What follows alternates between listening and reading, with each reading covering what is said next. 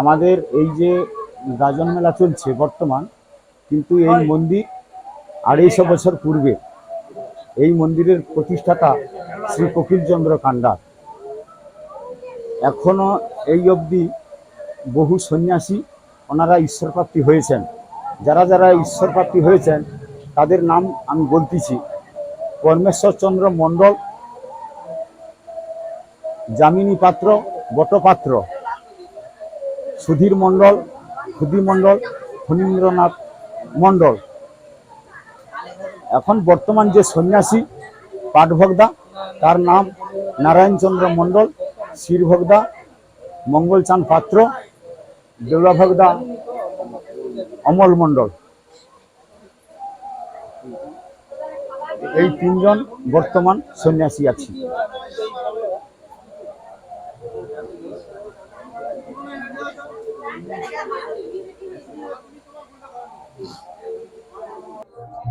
নীলকণ্ঠ বাবাজি এই মন্দির হচ্ছে বহুদিনের।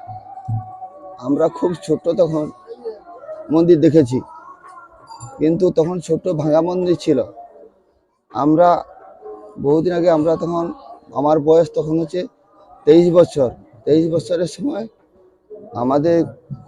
আমার বেচার, আমার দলের কিছু লোক আমরা চিন্তা করলাম যে মন্দিরটা এমনি পড়েছে, গাজন হয়ে করলে হতো। আমরা তো জানি না গাজন করতে, কিন্তু আমাদের যে গুরুদেব ছিল ওদেরকে বললাম যে আমরা একটু গাজন করব, আর এখানে তো মন্দির পড়েছে, ভাঙা মন্দির, একটু গাজন করব, তোমরা একটু আমাদেরকে সাহায্য করো আর আমাদের সাথে লেগে দেবো। আমরা তো ছোট, ওসব জানিনি কিছু।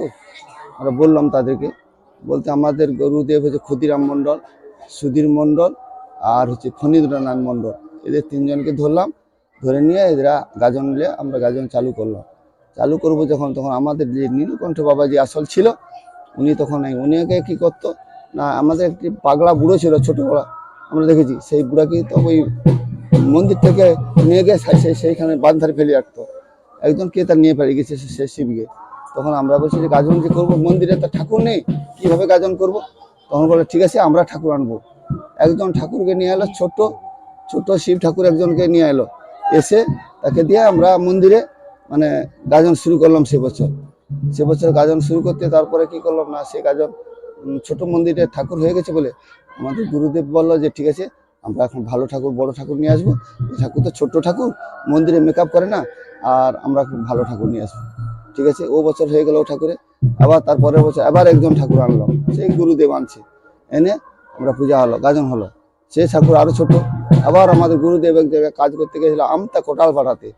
আমতা কোটালপাড়া থেকে এই যে যিনি এখন আছে যে বাবাজি, ওনাকে আনছিল, এনে এই মন্দিরে বসে দিয়ে সঙ্গে সঙ্গে আমরা বালি সিমেন্ট দিয়ে জাম করে দিয়ে বসে দিয়ে আমরা গাজন করি। সেই ছোটবেলা, সেই দিন থেকে আমার 23 বছর বয়স থেকে আমি গাজন করতেছি, এখনো পর্যন্ত গাজন করতেছি। আমার গুরুদেব নেই, গুরুদেবরা আমাকে কি করছে না, আমি তখন আমার খুব চেষ্টা যে গাজন আমি শিখবো। কিছুদিন পরে হয়তো গুরুদেব মারা যাবে, মারা গেলে এরা বয়স হয়ে গেছে, মারা গেলে কে চালাবে মন্দির তো চালাতে হবে। আমি কিন্তু পড়তে জানি না, মূর্খ, শুধু পড়ে। ওরা কি করে আমি শুধু শুনতাম, ওরা চর্চা করে, আমি দাঁড়িয়ে আছি, বসে আছি, শুনিনি। শুনতে শুনতে আবার কোনো সময় বলছে দোয়াদারি করো, দোয়াদারি করছি, দোয়াদারি করতে করতে মাঝে মাঝে আবার কালা মেরে বসে আছি, শুনতেছি। শোনার পর আবার কিছুক্ষণ পরে ওইটা মনে মনে করতেছি যে কিটা বলছে, মনে মনে করে আবার আমি এইভাবে করে আমি তর্জা পর্চা কিছু শিখেছি।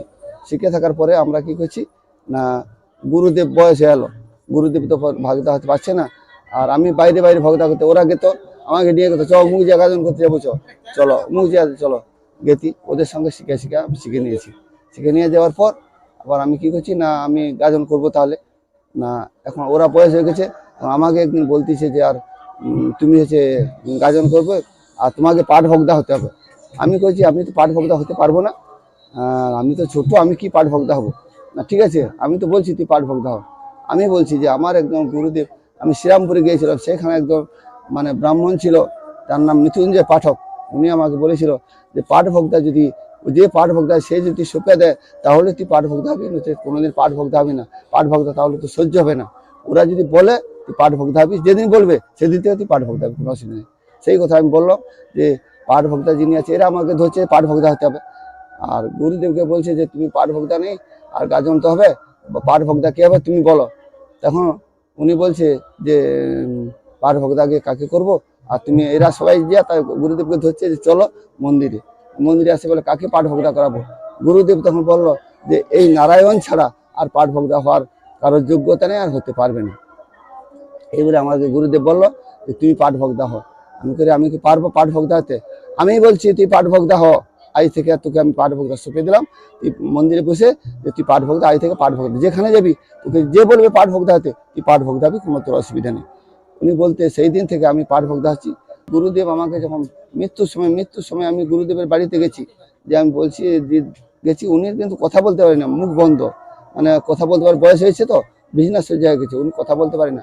উনি তখন কি করলো না, তার স্ত্রী বলছে, গুরুদেবের স্ত্রী বলছে যে আর আগে উঠো, নারায়ণ আসছে বলতে উনি তো উঠে পড়ে বসতে আমি ওনার কাছে বসতে আমার গা থেকে মাথা থেকে এরকম করে হাত বুলাচ্ছে, হাত বুলে আমার ঠেলে দিল। ওনাকে প্রণাম করে আমি চলে আসি। সেদিন থেকে আমি পাঠ ভোগদা আছি। উনি আমাকে বলছিল একবার যে তুই যেখানে যাবি আমার নাম স্মরণ করে তুই আসলে পড়ি, তোর কোনো চিন্তা নেই। ওনার নাম এখন পর্যন্ত আমার স্মরণ করে আমি এখন পর্যন্ত গাজন করতেছি। ওনার কথা মনে করে যদি আমি গাজনের আসনটা নেমে যাই, আমার কোনো আর মনে থাকে মানে ভুল হয় না।